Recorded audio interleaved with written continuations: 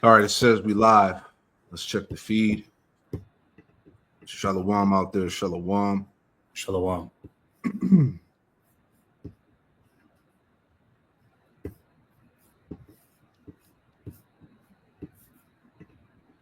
All right, we live.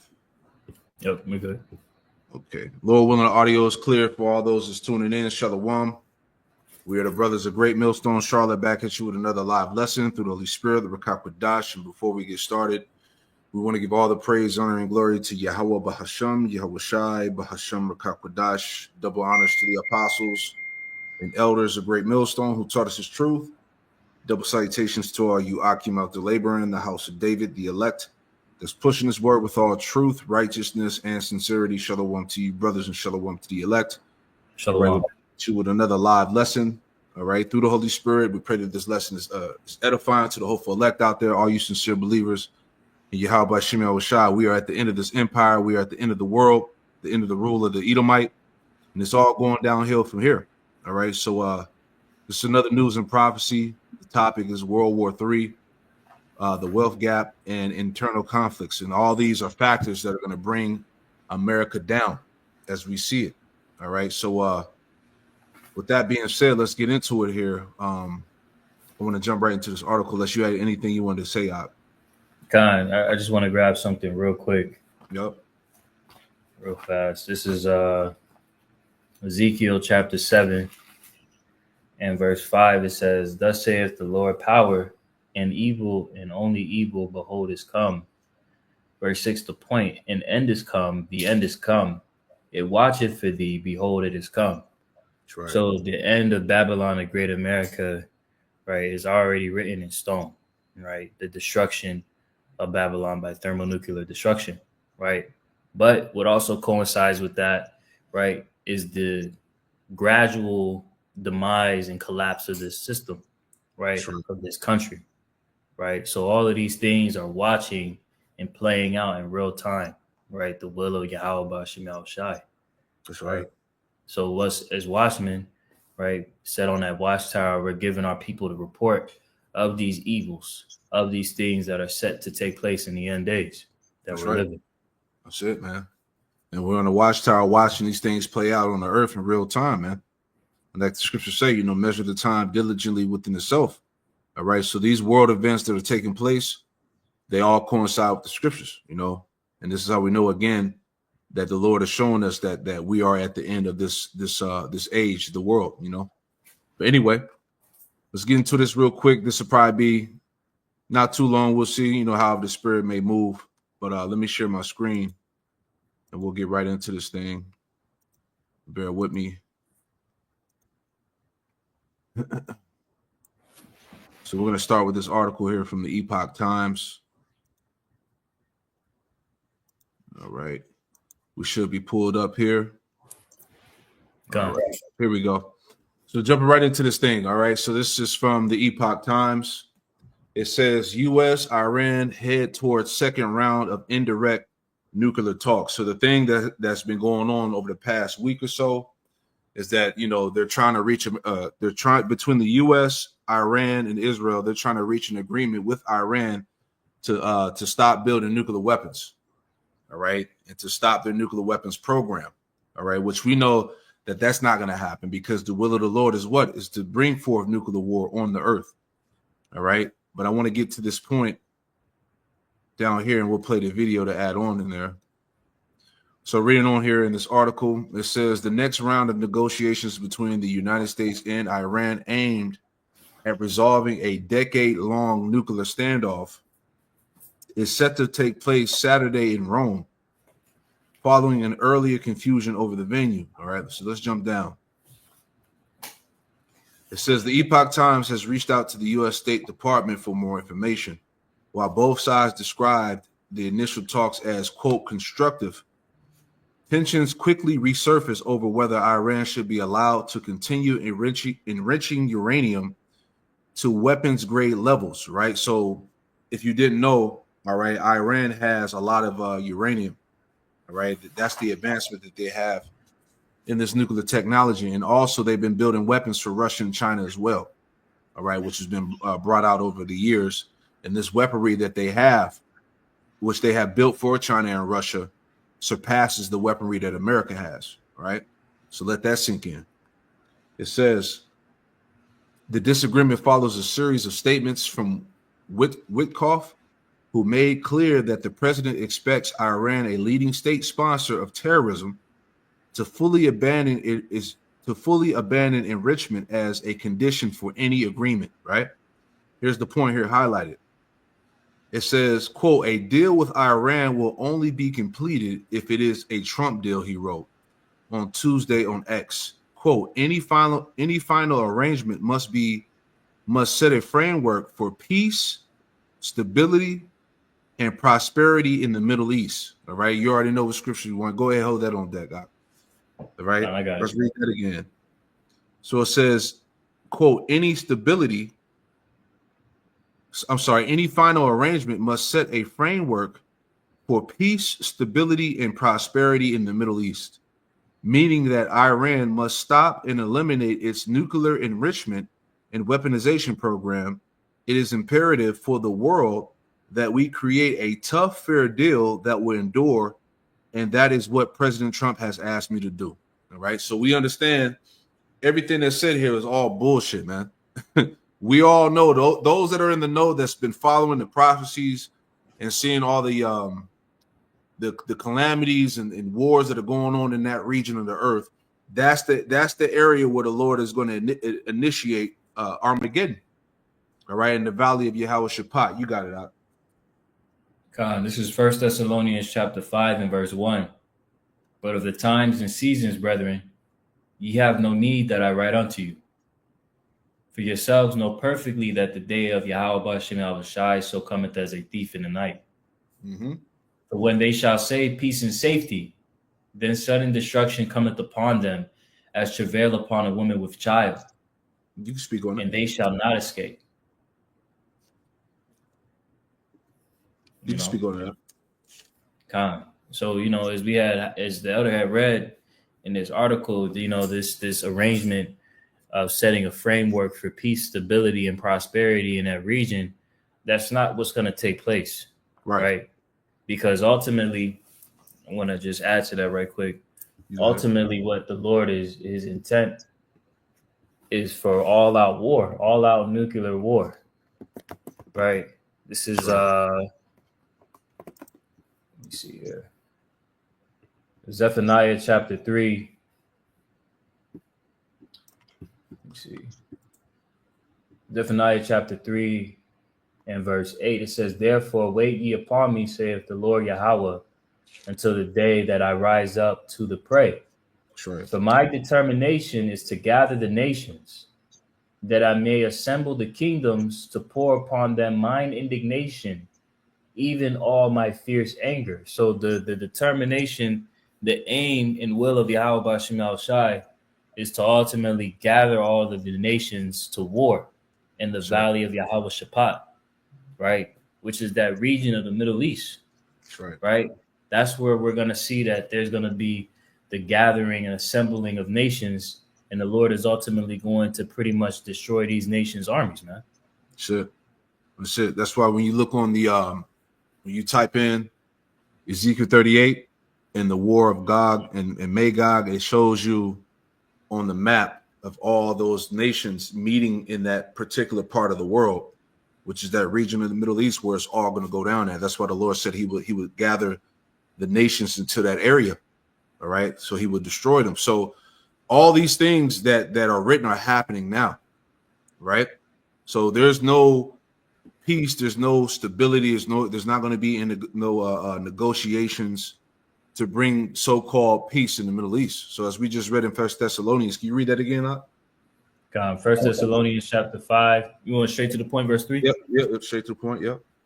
1 Thessalonians 5 and 3, it says, for when they shall say peace and safety, then sudden destruction cometh upon them as travail upon a woman with child. Yep. And they shall not escape. Right. So meaning the will of the Lord will not be disannulled, as the scriptures told us in Isaiah 14. There's no turning back the hand of Yahweh Bashem Yahushai. All right. So what really is going on? They're blowing smoke up your ass, man. They're trying to lure you back to sleep. All right. Yep. The will of the Lord will come to pass. This is Isaiah 42. Let me read that real quick, and we'll get to the video.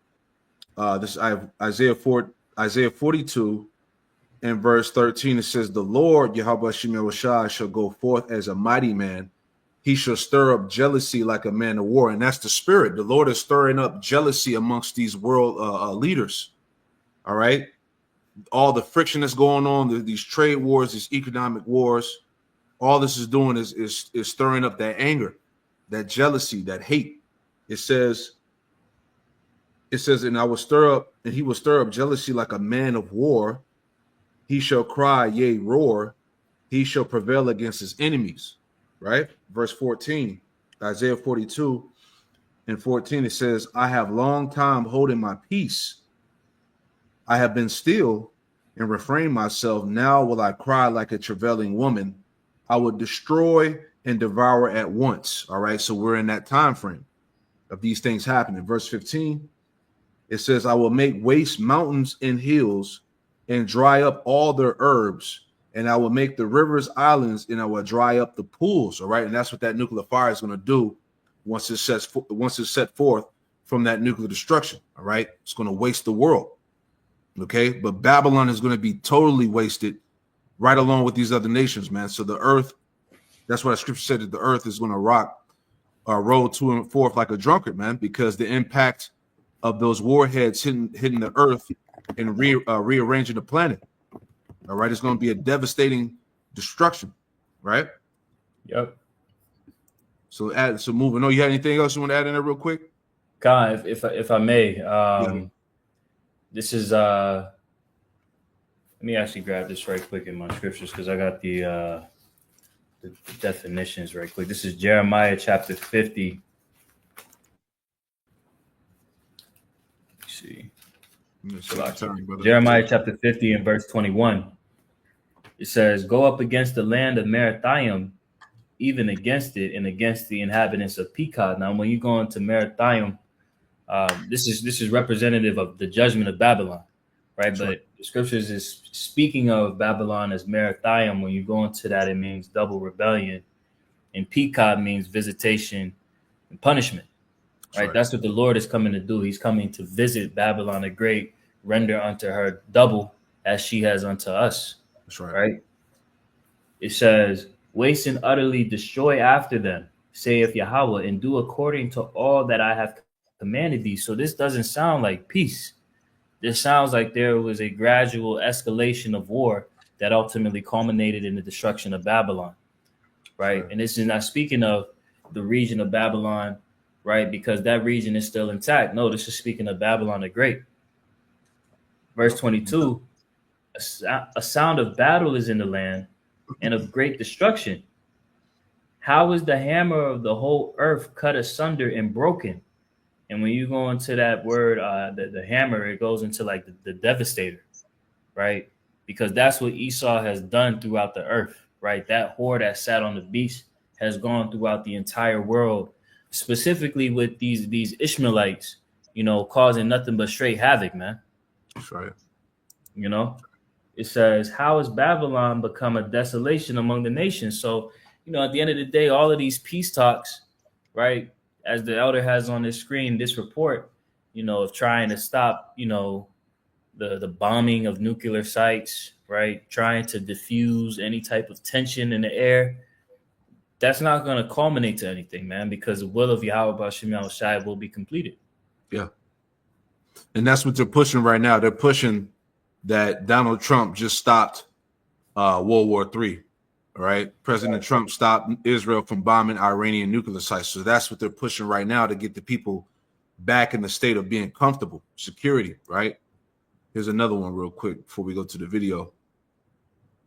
It says President Trump, Tulsi Gabbard, and Pete Hegseth stepped in to halt an Israeli airstrike on Iranian nuclear sites in favor of negotiations, per New York Times. He said, "Holy crap, if this is true, Trump and his cabinet just stopped World War III." You see?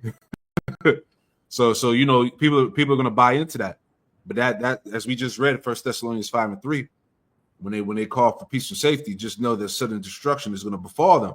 So again, you got to pay attention. You know, that's why I said we want to just keep our eyes on this thing, man, because like I said, you know, in the spirit, you know, they're probably watching us. They're watching the prophecies, you know, and they're trying to, you know, Esau thinks that he could offset the prophecies, you know, just thinking out loud. But but you know, I just wanted to play this. This is from Redacted. This came out yesterday. It says Trump stops World War III, says no to Israel's war demands. So let's listen to a little bit of this. All right.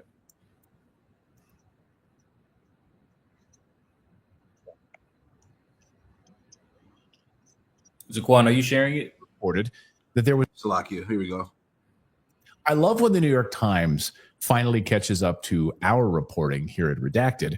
A few weeks ago here on the show, we reported that there was a team of anti-war Trump cabinet members who were actively working to prevent a war with Iran, you know, trying to stay away from doing Israel's bidding in Iran.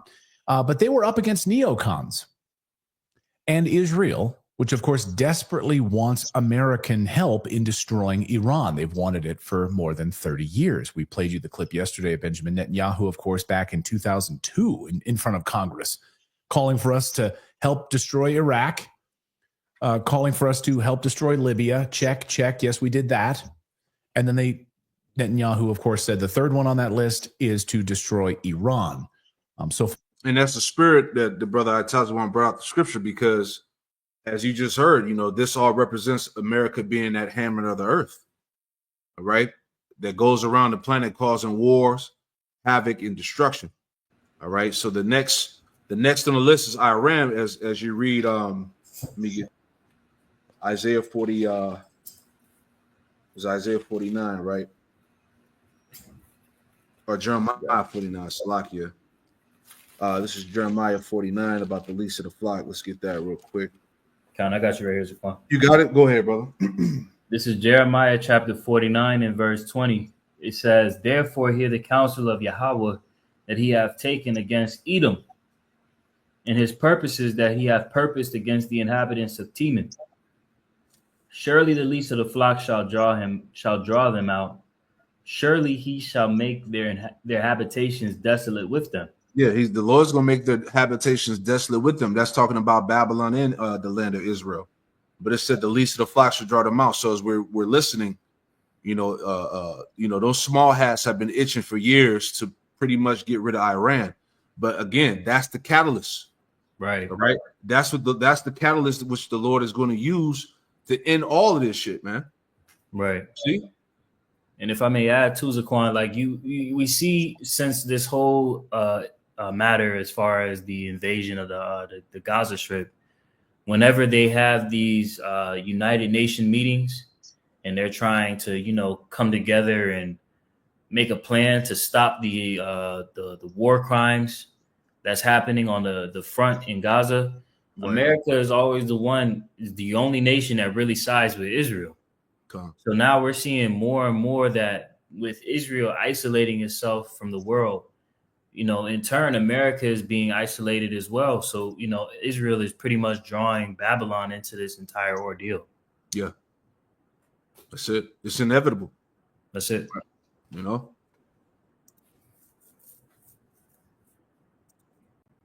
If I may destroy Iraq, Salakia, I just wanted to say too, we talked about this before about how the AIPAC, right, the American Israeli Public Affairs Committee, how you have all of these members of Congress that's being backed by these lobbyists that come from Israel, right? So they have a hand-in-hand, you know, control over the people that sign in bills and legislation in favor of Israel.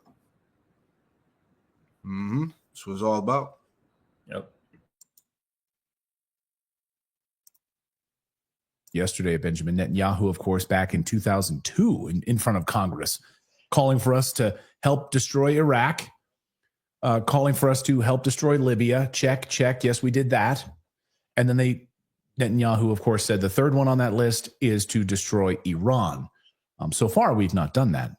We learned that this group of anti-war folks is made up of my old co-host at Fox, Pete Hegseth, who's now the Secretary of Defense, Vice President J.D. Vance, Marco Rubio, Tulsi Gabbard, and Susie Wiles.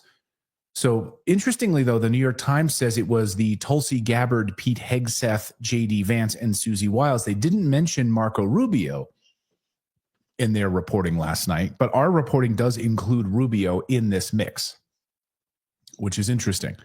Of course, and then I said, and I'll say it again, the main man sort of leading the charge for war against Iran has been neocon Mike Waltz, the same guy involved in the weird Signal chat leak, which we covered here a few weeks ago. But it looks like the anti-war group shut him down. J.D. Vance shut him down. Marco Rubio shut him down. Pete Hegseth shut him down. And according to the New York Times, though, he's agreed. In fact, they quote this in the New York Times piece that an attack on Iran would drag America into a deep abyss. Man, Netanyahu must be pissed. Joining us now, Colonel Douglas Macgregor joins us today. He's not in yet. Oh, he's not here yet. Okay. Yeah, he's not. All right. Well, okay. Well, we'll bring him in a second. Yeah. I'm working on it. All right, good. So the New York Times reports that Pete, as according to Max Blumenthal, who points this out, the New York Times reports that Pete Hegseth was among the Trump officials opposing the U.S. launching a massive war on Iran on behalf of Israel. 3 Pentagon officials have already been fired for unknown leaks. Unknown leaks in this story. Israel lobbyists are now calling for more firings over the leaks that led to this story. Colonel's in now, Clayton, by the way. And I did a lesson a few weeks ago. Federal agents, CIA, FBI, they said they were going to leak information, concerning, America's demise. All right. That was part of their get back, so to speak, for being fired. So it's all types of stuff that's being leaked, secrets being discovered, right? Which is going to play a role also into Babylon's destruction. You see? Mm-hmm. All right. So the Israeli lobbyists are telling our government that they need to fire more people over these leaks because they think that this is really bad news. This is really bad news for Israel because they desperately want the United States to help them bomb the shit out of Iran. Colonel Douglas Macgregor is here now. We got him fired up and keyed in. Colonel, good to see you. Welcome to the show. Well, please don't bomb the shit out of me. I'm on your stuff. Never. Pretty scary. Good to see you, my friend. What do you make of this reporting? And I don't know if you caught the beginning of the show, because we have been reporting here for the past couple of weeks on this show that there has been this group of anti-war cabinet members really trying to insulate Trump from these neocons. Our fear, of course, I think your fear as well, is that these neocons that like Mike Waltz and others who have been kind of bending Trump's ear are pushing him to do Israel's bidding against Iran. But it seems like the anti-war folks have won out. What do you make of this? Well, let's put it this way. I think the drums are still beating, the drums for war, but not as loudly as they were before. Keep in mind that Donald Trump, at least based on my experience, short experience that I had with him, is someone who is absolutely not interested. Say something? Kyle, may I get a quick precept just to add to what he said? You got it. Because, despite the headline, right, Trump stops World War III, that colonel made a clear point. The war drums are still beating. That's right. This is not the end. This is not a full-fledged deterrent. There will be no World War III. There will be a World War III. That's right. As the scriptures say, the third world cometh quickly. Real quick, this is Matthew chapter 24 and verse 6. And ye shall hear of wars and rumors of wars. Right? And that's what we see. We're seeing wars. We're seeing rumors of wars. Right? But it says, see that ye be not troubled. For all these things must come to pass, but the end is not yet. Right? So as we see, as we had read earlier in Ezekiel 7:6, right? The end is come, right? It waited for thee, it watcheth for thee, right? The ending is already written, right? But it is not yet. These events have to take place, but it is a gradual progression to lead to all-out World War III. That's it. Don't fall asleep, basically. Right. All right. Hey, you believers out there, just trust the process. All right. Everything is being done in the order of Yahweh Shemel Shai. Yep. I got one real quick. Kind of. Ecclesiastes 9:12. It says, "For man also knoweth not his time, as the fishes that are taken in the evil net, and as the birds that are caught in the snare, so are the sons of men snared in the evil time, when it falleth suddenly upon them." See that? So this day can go. Hey, this can happen at any given moment. All right. Yeah, a lot can happen in a few days. A lot can happen in a week or so, month. You know, the course of humanity can change at any given time. Hey, remember what remember what Crown 19 did when it hit the scene, man. Right. That literally changed the course of America right then and there. See? That's it. I got one more too. Isaiah 55, and actually I got two more. Isaiah 55 and verse 11, and it reads, it says, "So shall my word be that goeth forth out of my mouth. It shall not return unto me void, but it shall accomplish that which I please, and it shall prosper in the thing whereto I sent it." So the will of the Lord is going to be accomplished, man. All right. The drums of war are still beating. World War III will come to pass. Trump ain't stopping nothing. Yep. See? But this, again, they really do a good job with this guy of giving these people a false hope, right? That's what he's been set up for, man, to make you believe in a dying society, man, in a dying country. This place is done. So the will of the Lord cannot be stopped. This is Isaiah 14, just to add that one too, and we'll go back to the video. Isaiah 14 and verse 26, it says, "This is the purpose that is proposed upon the whole earth, and this is the hand that is stretched out upon all the nations." Verse 27, "For the Lord Yahweh Shemel Shah of hosts hath proposed, and who shall disannul it? And who shall disannul it? And his hand is stretched out, and who shall turn it back?" See? So you're not stopping the plans of the Lord. You know, so you got to, you Jakes out there, just continue to pay attention, man. Is the point, right? We'll go back.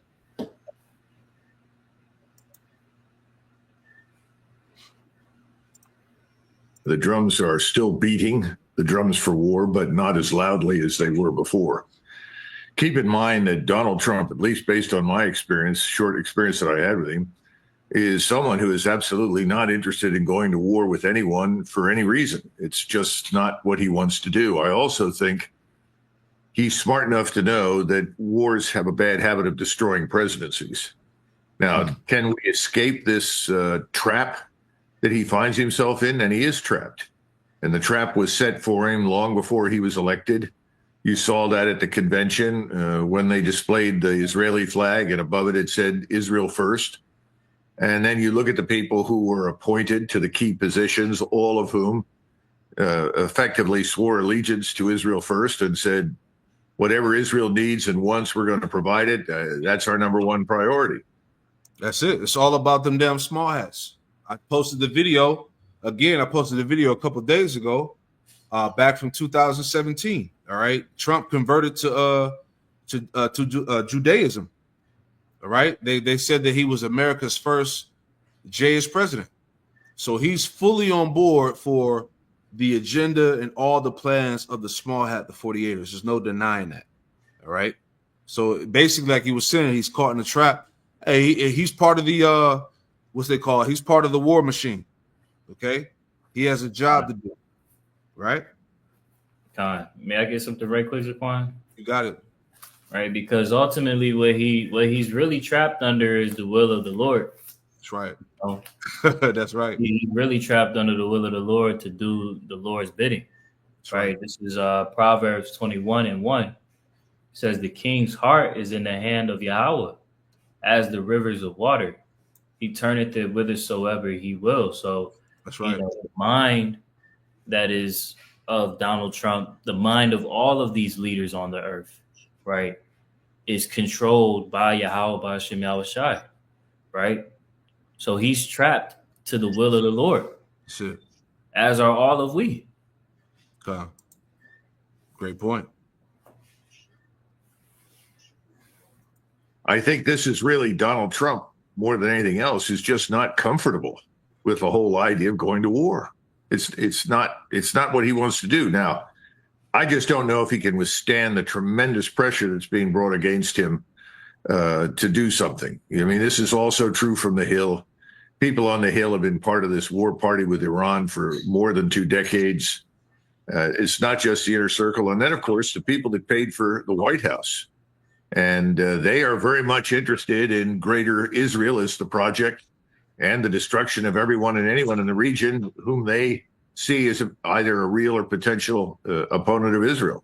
So I don't think we're out of the woods yet, but we can certainly take a breather at this point and be grateful for Donald Trump's instincts to this stage. Salakia, hold on. Yeah, and a bunch of these Trump cabinet members, of course, have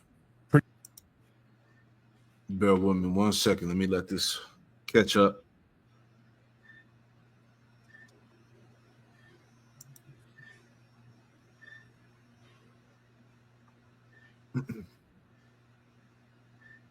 pretty significant, Israeli lobby ties. That's been. Let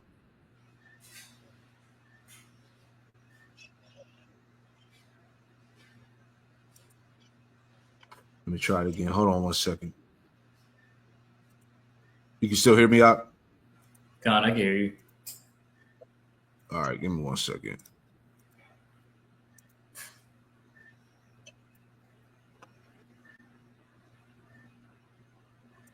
Well reported. JD Vance has received quite a bit of money, has that support. So has Tulsi Gabbard from AIPAC and others. So the Israel lobby is very, very strong. They've, as you pointed out, they've paid a lot of money to get the results that they want from our politicians. How long do you think Trump can kind of keep them at bay and hold them off from launching some sort of a massive attack? And by the way, you bring up a great point. Wars have a funny way of destroying presidencies.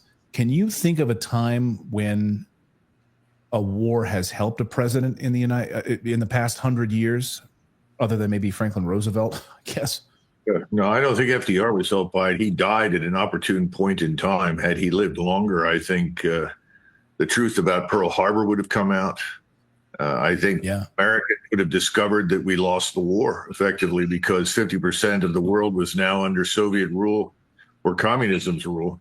So I don't think so. I mean, Lincoln, the war obviously killed him one way or another. I think the only president who seems to have profited from it is Teddy Roosevelt. And of course, he fought in it, the Spanish-American War, but he certainly profited from his service. Americans liked him, liked what he did, and thought highly of him. But you're right. Everybody else, Woodrow Wilson was destroyed by it. FDR's whole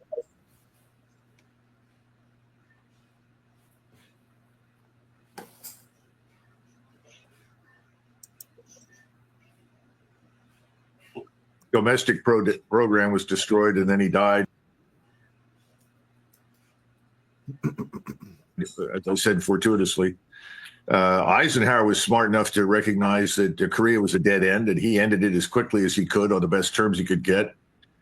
Everybody else, Vietnam and so forth, went under. Now, I guess you could make the argument that Desert Storm did not harm George W. Bush, but it doesn't seem to have helped him very much either. So who knows?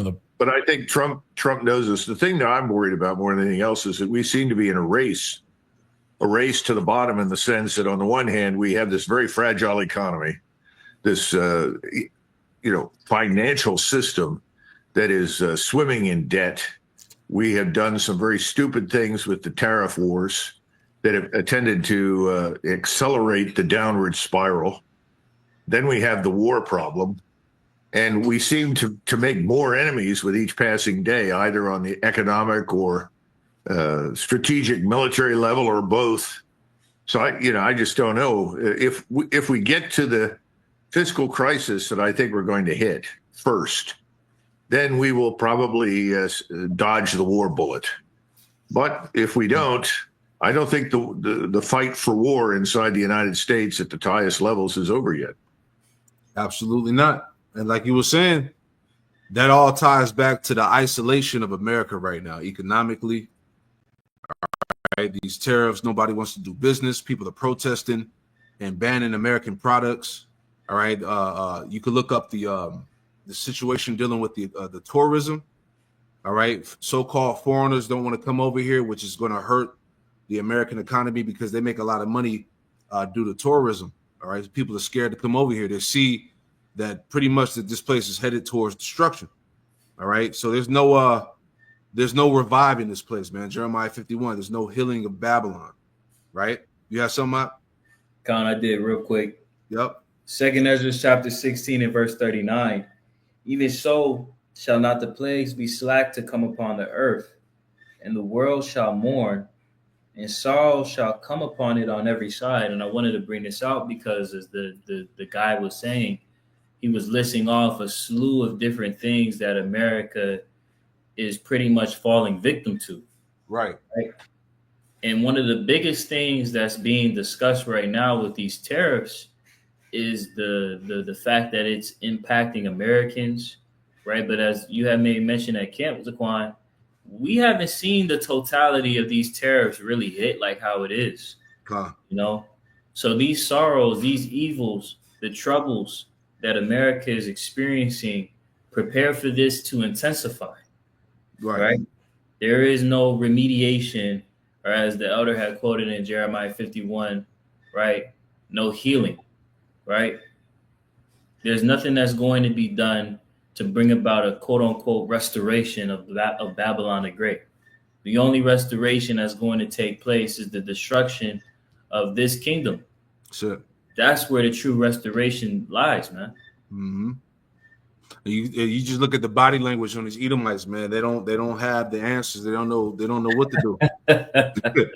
You know, but we got it. You know, real talk. Can I get that one in Isaiah? Was it 42 about we're telling you these things before they happen? God, Isaiah chapter 42 and verse 9. Isaiah 42 and verse 9, it reads, "Behold, the former things are come to pass, and new things do I declare. Yep. Before they spring forth, I tell you of them." Yeah. Before these things spring forth, you're being told of them. All right. The prophets are declaring the prophecies unto you.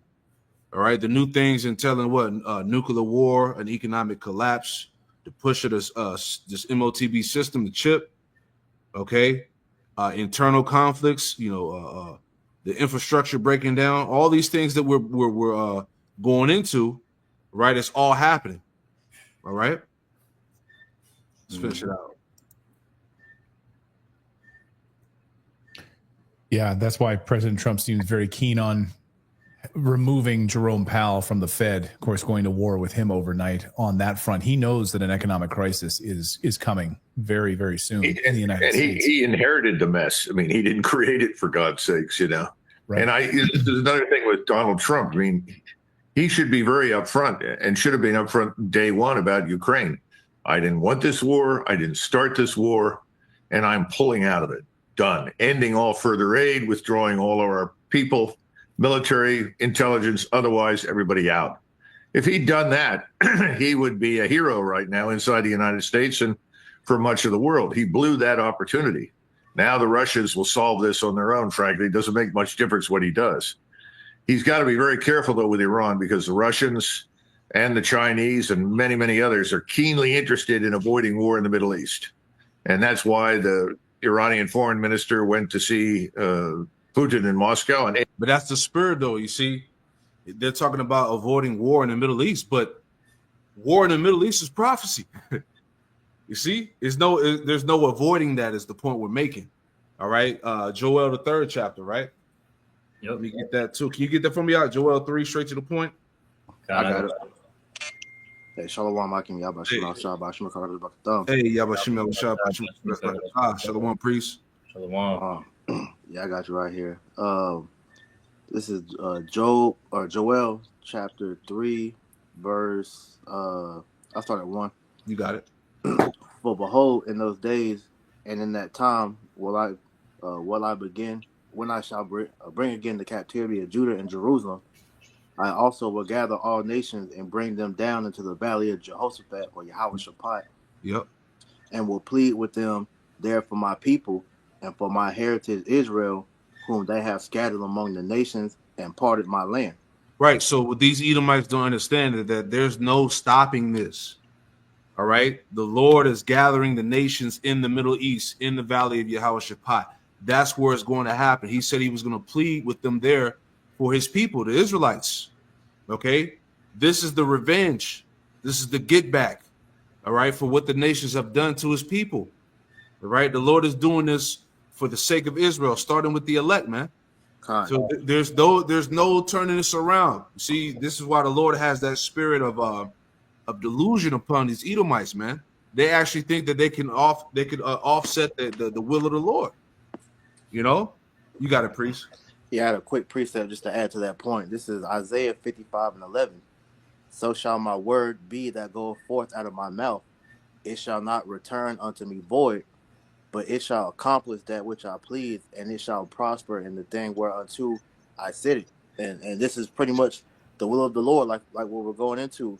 All right, World War III cannot be avoided because that is one of the last major stepping stones in prophecy that we have to go to get to the kingdom of heaven. That's okay, right. Because we understand under Yahushua in his return is going to take place when? In the middle of World War III. So that lets us know that this has to happen. All right, Yahushua has to return during World War III because that's what's written. That's it. So no matter what Esau and his media is trying to say, that's not stopping, man. That's it.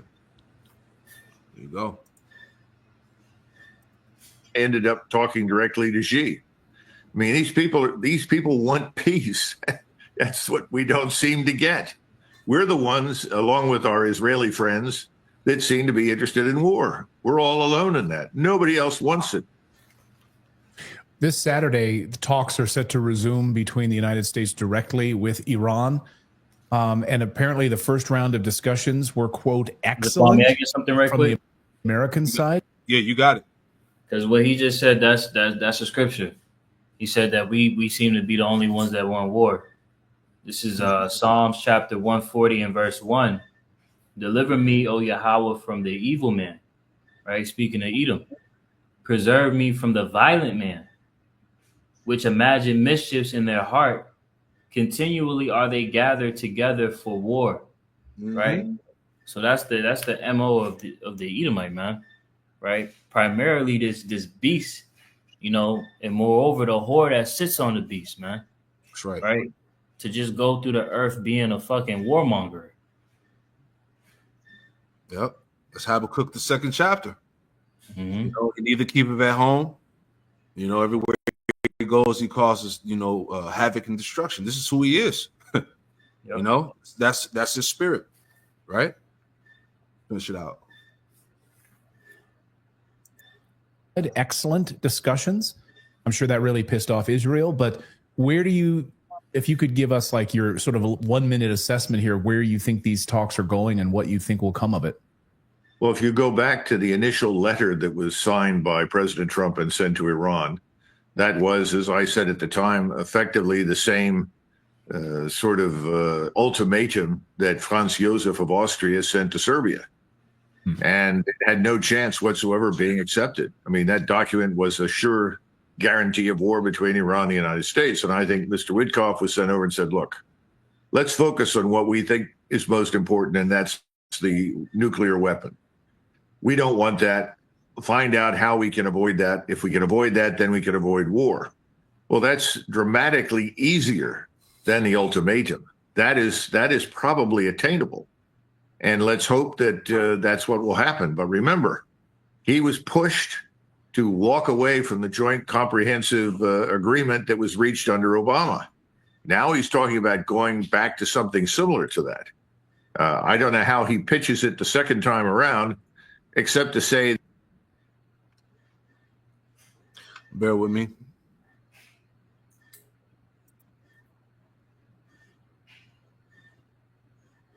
that this is going to last much longer than 20 years, that this is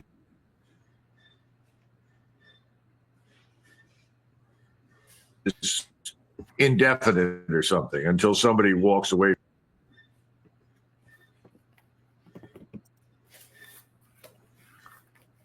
Yeah, we're almost there. I don't know why it's doing that, but we're almost at the end of the video. But a lot can happen between now and any sort of agreement. There's a lot of water left under the bridge. A lot of people in Washington that are going to fight very hard against it. So I hope President Trump is successful with this, but I'm going to watch carefully, and I'm not entirely optimistic. Well, follow Colonel Douglas Macgregor on X and visit his great website. Yeah, so that's the point, man. So as you're hearing these talks, man, there is no peace. There's no stopping the war. Real quick, I'll get that in Proverbs 21:1. Right? Proverbs chapter 21 and verse 1, it says, the king's heart is in the hand of the Lord Yahweh, as the rivers of water. He turneth it whithersoever he will. That's it. So the mind of the king is in the hand of Yahweh Shem Shai. All right. So he's going to put it in their minds to initiate his will. All right, which is going to be nuclear destruction. Right. All right. You got it up. God, I just wanted to grab something real quick, if I may, because this is the modern day Pharaoh, right? And it may not seem that the shit that he's doing is sensible, right? But that's ultimately the will of the Yahweh Shem Shai, right? This is Romans chapter 9. And let me see here. Verse 17. It says, for the scripture saith unto Pharaoh, even for this same purpose have I raised thee up, that I might show my power in thee, and that my name might be declared throughout all the earth.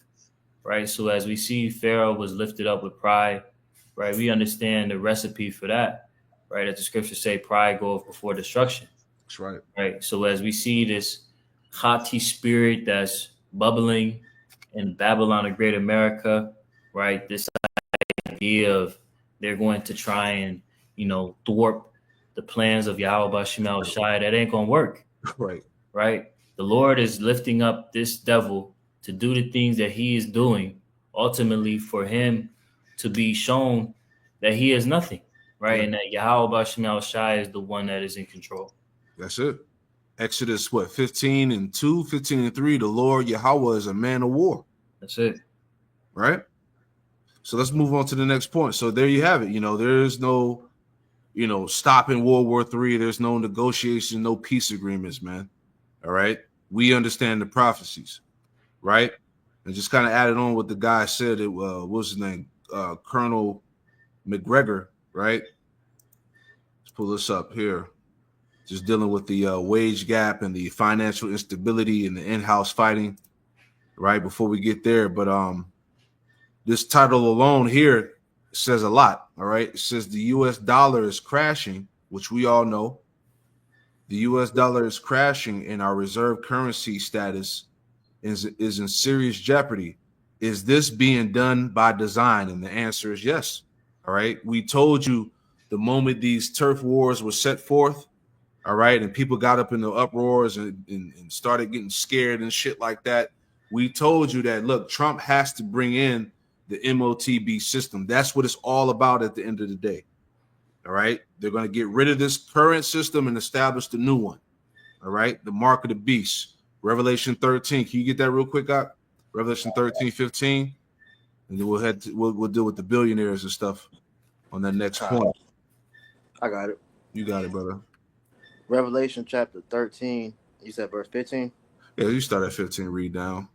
It says, and he had power to give life unto the image of the beast, and the image of the beast, it's like that the image of the beast should both speak and cause that as many as would not worship the image of the beast should be killed. Right. So what's so heavy right now, according to the prophecy, is that the image of the beast is speaking right now, and it's speaking through Babylon. All right.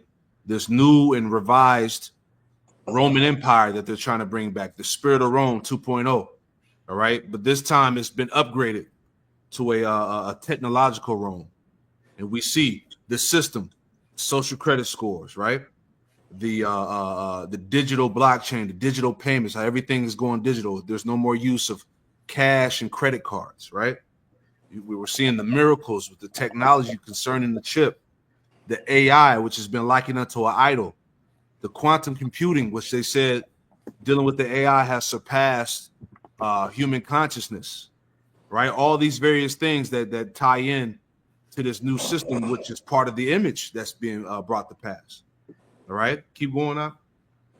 Con, verse 16, and he called us all, both small and great, rich and poor, free and bond, to receive a mark in their right hand or in their foreheads, and that no man might buy or sell, save he that had the mark or the name of the beast or the number of his name. Yeah. So you're not going to be able to buy and sell unless you have the MOTB. Okay. This is why, as we see in the title, is this being done by design? This is all part. This is all the will of the Lord. This is the Lord using the elites to crash this system, man, to bring this in. This prophecy has to come to pass before nuclear war takes place. Mm-hmm. So everything is so close. It's not even funny right now, man. Right? So we are right at the door, Jake. All right, you sincere believers in Yahweh Hashem Yahushua, continue to stick to prophecy, man. Okay, time is running short. We do not have long left in this place. Understand that, right? You got something, preacher, you gonna say? Finishing out that verse 18. Khan. Here's wisdom. Let him that have understanding count the number of the beast, for it is the number of a man, and his number is 666. Yeah, 666, chi-size stigma. All right, which pretty much the Apostle John, he saw the implementation of the beast system. He saw the AI. He saw the MOTB. All right, he saw the lying wonders and miracles. He saw these things, but it said, here is wisdom. You have to have the wisdom of Yahweh Hashem Yahushua to decipher what he was saying. Right? This is why what the beginning of Trump's administration, what do? They dropped that $500 billion on what? On the AI infrastructure. That's them rolling this thing out, man. It's gradually coming to pass, as the brother I tells one was saying. Right? You got it, Doc. No, that was it. I didn't have anything else. Okay, Kai. Tazwan, you want to jump into this video? Kai. All right, I'll pull that up. Bear with me. All right, so this is this video here says we can't afford groceries, yet billionaire wealth is exploding. Right? So let's play that.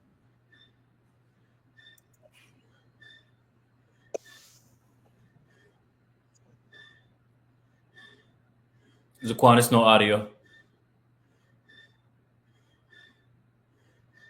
No audio? It's no audio coming through on the stream.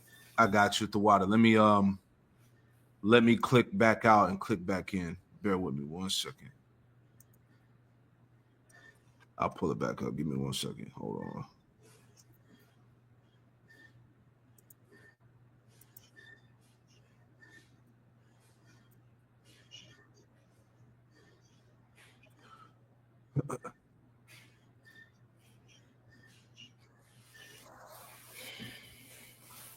One second. All right, let me know if the audio's back. I'm gonna play it again. Hi, welcome to another episode of Cold Fusion. Take a look at this picture. We good? Kai. Okay, beautiful. Hi, welcome to another episode of Cold Fusion. Take a look at this picture. It features prominent tech individuals like Meta's Mark Zuckerberg, Amazon's Jeff Bezos, Google's CEO Sundar Pichai, and Tesla's Elon Musk. As of recording this video, the combined net worth of these four people is over $700 billion. In fact, Mark, Jeff, and Elon are centibillionaires. Of course, the recent stock market dip may have wiped off some of their wealth, but these billionaires can still sleep easy enough at night. People with dozen-digit fortunes didn't exist 8 years ago. But now, according to the Forbes 2025 billionaire list, a record 15 people are on that list, and that's up from just 6 in 2023. When Forbes first made this list in 1987, they had to scrape to find individuals worth more than $28 billion, adjusted for inflation, and all they could find were just 2 Japanese tycoons. And now today, that $28 billion amount isn't even enough to land you in the top 50 of that list. The trend is as clear as day. There's no stopping these billionaires. In 2024 alone, billionaire wealth surged by $2 trillion. That's at a rate 3 times faster than the entire global economy. And for the first time in history, the richest Americans now pay less tax than the working class. Something is clearly wrong. But what? It's not a question of why there's such inequality, but more a question of how this is all happening. Why are families struggling to buy cartons of eggs while billionaires seem to keep adding to their wealth with absolute ease? What happens to the world economy if this trend keeps on going? Does the middle class cease to exist? And what can we do to fix all of this and not repeat the same mistakes? Let's take a look. You are watching Cold Fusion TV.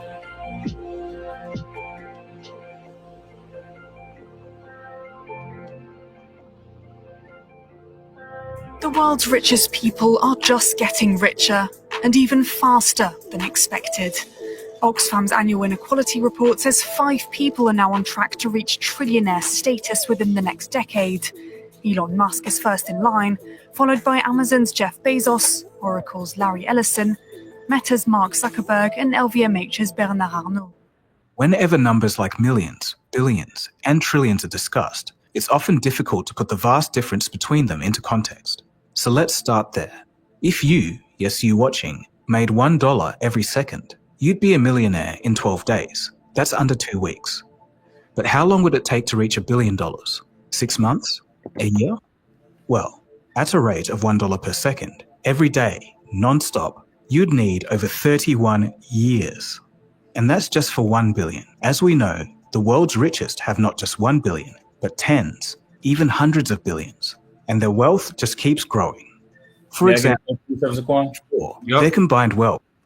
So, for these devils, as we talk of frequent, for you to try to amount to anything in the society, you have to go to the left. So these individuals that are involved with massing billions, damn near trillions of dollars, they don't go about this in a way that's upright, right? They go about it in a means that's undermining the practices of Yahweh Shem Shai, right? This is Ecclesiasticus, Sirach, chapter 10 and verse 8. It says, because of unrighteous dealings, injuries, and riches got by deceit, the kingdom is translated from one people to another. Right. And I bring this out because when you consider, these leaders, these individuals that were listed on the screen, right? They aren't even the most affluent, rich families, right? Because you have to also consider the Rothschilds, right? The 13 bloodlines. The 13 bloodlines, the water, right? There's a class of affluence that deals on a different level than these guys, right? This is just what the public sees. Yeah, if I can expound on that, because you even got to look at how these devils even got the riches that they have, because they use usury as a means for them to pretty much put the whole world in debt to them. That's right. Now, off the people that was mentioned in that list that was just showed, if you notice, throughout these different quote unquote crises that happen, just using the vid, the situation with the dew weapons that burnt down, certain parts of the world or whatnot. Every time these natural disasters happen, these devils' stock went up. Yeah. So as you know, they take out life insurance policies, they take out different insurance policies to where what affects the people makes them richer. So as the brother read that precept, that's exactly how these people pretty much prosper by inducing suffering on the people and then profit off of it. Like there's a saying Pascal Bar often brings out with these elites that talking about pretty much where they get like, or for paraphrasing, how they get rich when blood is in the street or something like that. I forgot exactly how it's worded. Yep. But that's how these devils get down, like you said, on that left hand, man, that Babylonian money magic. That's heavy, man. Hey, like I said, riches gotten by deceit, right? Yep. These are them goddamn devils, right? God, I had a little bit more, if I may. Go ahead. Sirach 10 and 9, it says, why is earth and ashes proud? There is not a more wicked thing than a covetous man, right? And when you look into that word covetous, right, it says having or showing a great desire to possess something belonging to someone else, right?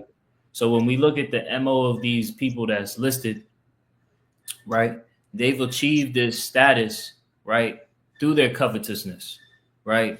Having an insatiable desire to pretty much conquer and pretty much amass a mass amount of wealth, you know, to themselves. Mm-hmm. It says, the point for such as one setteth his own soul to sale, because while he liveth, he casteth away his bowels, right? And the integrity of the Edomites, the integrity of these people that's, you know, in a seat of authority, they don't have that. They lack integrity, right? They are of their father Cain, right? They are of their father Esau, right? Who pretty much was of no integrity, that did not value the ways of Yahweh B'Shem Shai. Right. And if I could add to that, you know, that first half of that scripture, because this is why Esau Edom has a God complex, because here it is, the Lord has given him power over the whole earth, and Esau has, you know, became rich off of the pain and suffering of the people. And, you know, what if you have all, you know, the money in the world, you can buy anything you want, and you pretty much, you become bored. And what these devils have, you know, figured out that, look, we have all this money, we can pretty much become God. This is why they're trying to chip everybody, because that's the ultimate MO. So that's why I said, why is earth and ashes proud? There's not a more wicked thing than a covetous man, because and here it is, these devils were given everything, and they want more. They want complete control over everybody. That's why, hey, for brothers that haven't, you know, checked out that series Black Mirror, that shows you an insight of the mind of the Edomite, you know, specifically these elites, man. Because these devils want complete control over everything, and they will make it to where they will make niggas sell their soul to get a sniff of what they got, man. And it still come with strings attached, man. Shit, I got something real quick. Just kind of add on to what you brothers were saying. So this is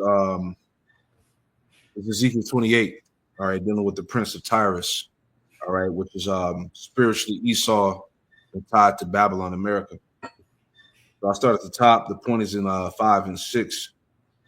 Ezekiel 28 and 1, it says, the word of the Lord, Yahweh B'Shem Shai, came again unto me, saying, Son of man, say unto the prince of Tyrus, thus saith the Lord power, Yahweh B'Shem Shai, because thy heart is lifted up. Because thy heart is lifted up, and thou hast said, I am a God. I sit in the seat of God in the midst of the seas, yet thou art a man and not God, though thou hast set thy heart as the heart of the Most High. All right, so through his wealth, as we're going to read, this is how he's become proud. He thinks that he's the Most High, right? It says, behold, thou art wiser than Daniel. There is no secret that they can hide from thee. All right, we know these devils, they search out everything. Say that in Psalms 64, that they do a diligent search. Verse 4 says, with thy wisdom and with thy understanding, thou hast gotten thee riches, and has gotten gold and silver into thy treasures, right? And when you look up this word riches, it goes into his military might as well. The army, he has the riches, the resources, or whatnot, and that's another reason why he's become proud. Verse 5, it says, by thy great wisdom, which is really his left hand, right? By thy great wisdom and by thy traffic hast thou increased thy riches, and thy heart is lifted up because of thy riches. See? Verse 6, therefore, thus saith the Lord power, Yahweh B'Shem Shai, because thou hast set thy heart as the heart of God. Behold, therefore, I will bring strangers upon thee, the terrible of the nations, and they shall draw their swords against the beauty of thy wisdom, and they should defile thy brightness. So the end result of the rich man, all right, pursuing the James, the 5th chapter, is going to be destruction, right? So all of this is just short-lived. Job, the 20th chapter, goes into that as well. They're going to cough up all the riches that they have accumulated, the resource. They're going to give it all back, right? So let's go back into the video here. Those brothers had anything? Wow. Skyrocketed from 13 trillion to 15 trillion in just 12 months. And the richest 10 men saw their fortunes grow by an average of 100 million per day. That's more than what entire villages or towns in some parts of the world will earn in a lifetime, every single day. And these guys, the billionaires, have been absolute vacuum cleaners of wealth over the past few decades. The top 1% alone has captured 38% of all new wealth created since 1995. And this is at the same time where the poorest half of the world's population, which is around 3.8 billion people, owns just 2% of global wealth. Think about that for a second. No matter how you look at it, these stats are staggering. The ultra-rich are clearly pulling further ahead, while half the world is effectively locked out of wealth. And it goes further. It's not just numbers on paper. This kind of money can warp economies, influence politics, and shape the world in ways that we can barely comprehend. You don't see it much on TV. You don't hear it talked about here at all. But the American people do not believe that it is appropriate that 3 people, 1, 2, 3, Mr. Musk, Mr. Bezos, and Mr. Zuckerberg, 3 Americans own more wealth than the bottom half of American society, 170 million people. And that's not a useless fact either. Massive wealth inequality usually comes before internal conflict, or more accurately, it's a symptom of a deeper problem. Kind of. That's what I wanted to point out right there. Right? Could you rewind that right quick, Zaquan? Salakia. Yep, I got you. TV, you don't hear it talked about here at all. But the American people do not believe that it is appropriate that 3 people, 1, 2, 3, Mr. Musk, Mr. Bezos, and Mr. Zuckerberg, 3 Americans own more wealth than the bottom half of American society, 170 million people. And that's not a useless fact either. Massive wealth inequality usually comes before internal conflict. Right. Mass financial inequality comes before mass conflict. Right. So this is also attributing, to the flames. Right. Yep. This is adding fuel to the fire, man.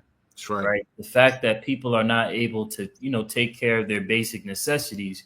Meanwhile, you have an upper affluent class of people that are just going throughout the world, right, free of care, right, at your expense. I just wanted to grab this right quick. This is Job chapter 20 and verse 22. It says, in the fullness of his sufficiencies, he shall be in straits, right? So just when Esau thinks that he is at the top of his game, right? Just when he thinks that he has got it all figured out, he's going to be put in a position of difficulty, right? It says in the latter, it says, every hand of the wicked shall come upon him, right? When you go into that word wicked in the Strong's Concordance, it goes into a workman, right? And we know that the workmen, right, as we see on the screen, they're crying out, and primarily the workmen is the tribes. Yeah, right. The slaves. Say that once more. The slaves. Right, the slaves. Right, because this whole idea of employees is just a fancy word for slave. Mm-hmm. Like these niggas got you one paycheck away from being destitute. Exactly. Everybody, bro. And the people he named were all small hats. Exactly. That's the point. That's the main thing that sticks out. And to make the shit so bad, those 3 names, them ain't even the big people that people not even knowing about, man. Those are just the figureheads that they want you to know about. Right. They're small in the bigger scheme of things, man. Like they say that Jeff Bezos, Elon Musk, or whoever, them niggas is not the richest men in the world. They're not even in the top 10. So that the people they want you to focus on that. But I got 2 for you real quick. Yep. So this is Obadiah 1:5. If thieves come to thee, if robbers by night, how art thou cut off? Would they not have stolen till they had enough? If the grape gatherers came to thee, would they not leave some grapes? Because what you're seeing amongst this, this whole wealth gap is the rich are getting richer and the poor are getting poorer. The median line of rich, middle class, and poor is pretty much becoming to where it's the have and the have-nots, and everybody is realizing, as what's been saying for years, the 1%, the elites, they're hoarding everything to themselves. But if they were righteous leaders, like how the law says, you're supposed to leave, the grapes for the poor. You're supposed to have things to where there isn't any destitute people, which shows you Esau's a wicked ruler, man. That's it. Because like what was said, it's going to get to a point to where the poor are going to start to rebel. And like the main ones that's going to do that is Jake, because as Jake is waking up, as you're seeing on the social media platforms or whatnot, which is why the small hats are doing what they're doing. Jake is picking up on this shit. So now they're it's going to start as protest. Then it's going to go to where, like it says in Genesis, the 49th chapter, that lion that was crouched down is going to rouse up and start, going at these damn devils, man. The Lord is putting that spirit on them. Shit. You got any more Tazwan in there? I mean, that was pretty much the point right there. I have one for more. brothers and sisters that want to check that video out. It's a good video. God, yeah. Yeah, one more just to add to that, because what Tazwan was saying, that last part about the people rising up, mainly being Jake, James chapter 5, I started at 1 through 4.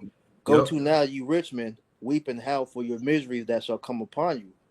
Your riches are corrupted, and your garments are moth-eaten. Your gold and silver is cankered, and the rust of them shall be a witness against you, and shall eat your flesh as it was fire. You have heat treasured together for the last days, because as we were talking about, all this wealth that you have amassed to yourself, when Yahushua returns along with the rest of the elect after America is destroyed, they're going to cough all those riches up, man. We're going to get everything back because it's ours to begin with anyways. Because everything that you have, you stole. Mm-hmm. Verse 4, behold, the hire of the laborers who have reaped down your fields, which is of you, kept back by fraud, crieth, and the cries of them which have reaped are entered into the ears of the Lord of Sabaoth. Now the laborers, as the Tazwan just mentioned, is Jake.